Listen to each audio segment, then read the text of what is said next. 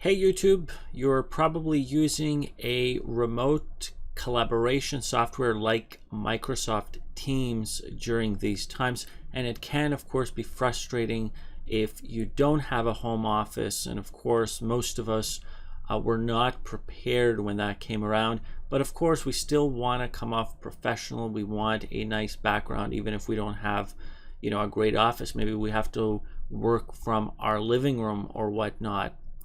So I want to show you in this video how you can go about changing your background in Microsoft Teams. So one of the common problems people have when they start working remotely is that they don't have a office space.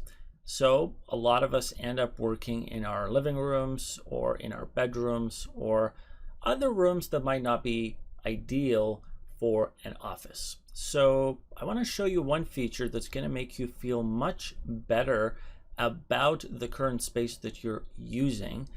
And I want you to go to Teams, and I want you to go all the way down here, and we're going to start the camera.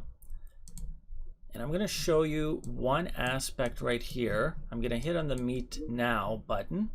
So now I'm on.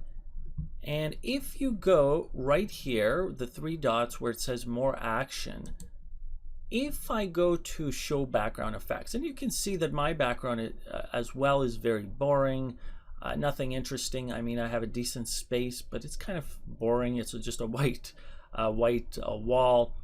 If I go to show background effects right here, I have some options in terms of setting up a really nice background. So if I just select this one, let's say, and then hit preview, okay, now notice it's showing nothing during the preview.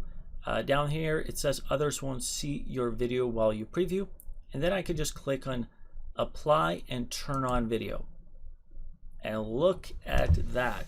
So all of a sudden we've gone from having a background that was kind of boring, that we don't really like all that much, to a really nice professional background where people will not notice your background, and you just don't have to worry about working from home and not looking professional.